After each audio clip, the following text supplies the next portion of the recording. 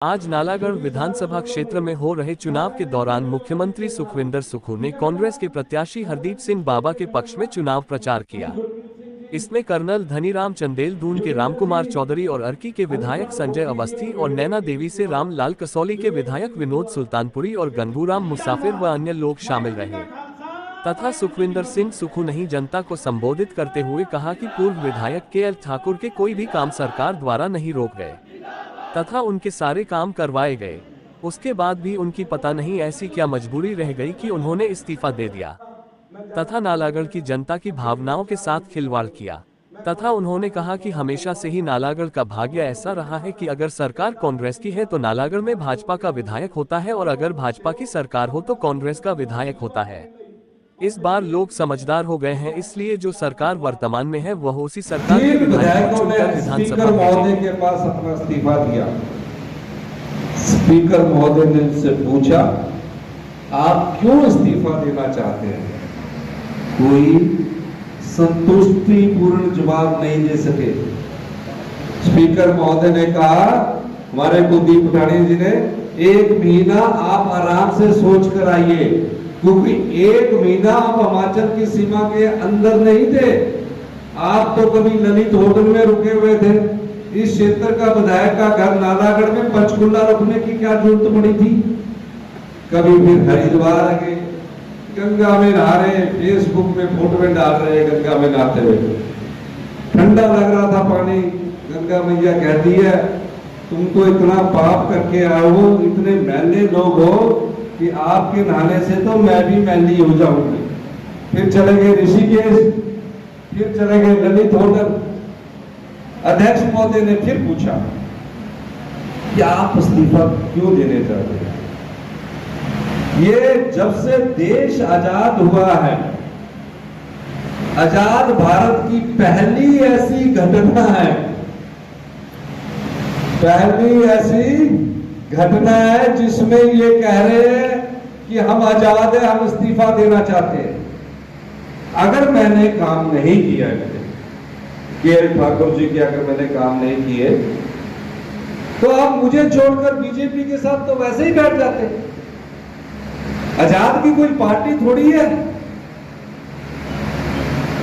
आपने 14 महीने पहले ना कांग्रेस को वोट दिया ना बीजेपी को वोट दिया, आपने आजाद को वोट दिया।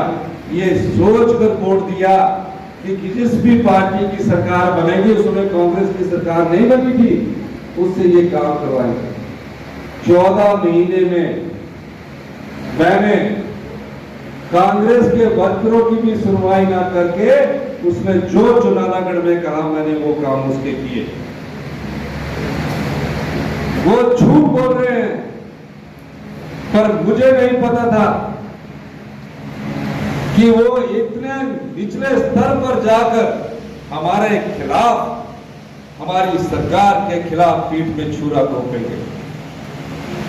आप आजाद थे, सुबह तक मुझसे बात करते रहे, रात को ब्रेकफास्ट किया, सुबह को, रात को डिनर किया, सुबह ब्रेकफास्ट किया। मैं फोन पर टच था। मैंने उनसे पूछा, कहते कोई चिंता करने की जरूरत नहीं, बहुत तेज बोलते हैं ना। तो पहले तो मैं पूछता रहा कि ठीक है, कहते कोई चिंता करने की जरूरत नहीं। अब हम बोले लोग कि चलो जी हमको वोट डाल देंगे, और वो तो व्यापारी थे, उन्होंने धोखा दिया। अब ये पूछना है, जो आज आप जनता के बीच में जा रहे हैं, आपने उनको 5 साल चुनकर भेजा। कितने साल के लिए भेजा?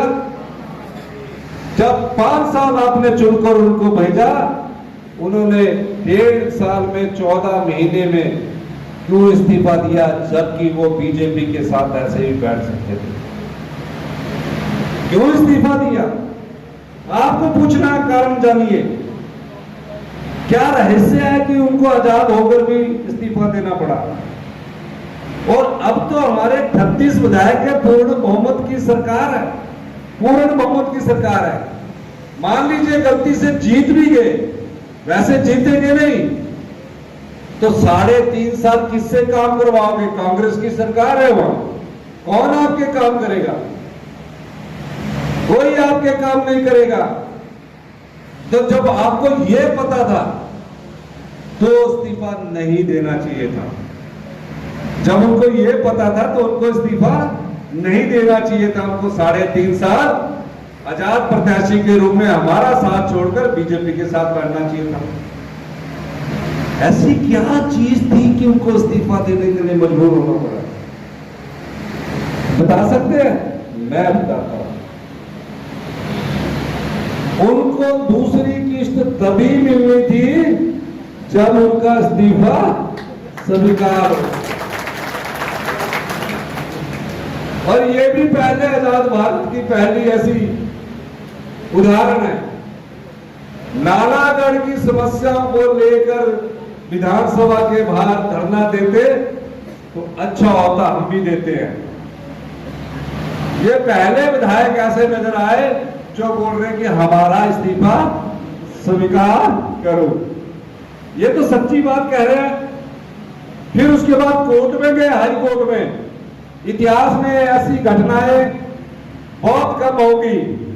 इनके काले कारनामों का इतिहास लिखा जाएगा। और क्या कहा हाई कोर्ट में? हमारा इस्तीफा स्वीकार करो। कौन बोलता है ऐसा? बड़ी मुश्किल से विधायक बनते हैं। बाबा जी 44 डिग्री टेम्परेचर में दूसरी बार कांग्रेस का टिकट लेके विधायक बनने की आप लोगों के आशीर्वाद से कोशिश कर रहे हैं। और इन विधायक की जो पूर्व थे, बिके हुए प्रत्याशी थे, उसमें उनकी मति मारी गई है। अपनी पहाड़ी भाषा में बोलते ना, क्या है? मति मारी गई है। क्योंकि यहां से हमारे प्रत्याशी बाबा हरदीप जी का भाग्य उदय होना है।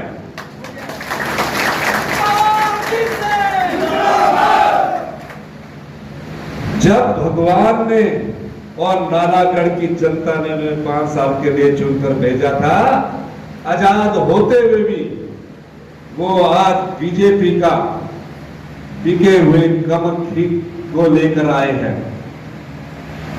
भारतीय जनता पार्टी के ईमानदार कार्यकर्ता उनके साथ नहीं है। वो जानते हैं कि ये खरीदा हुआ कमल है। हमारे कमल की लड़ाई तो 2027 में होगी, जब हमारी सरकार के 5 साल पूरे होने होंगे।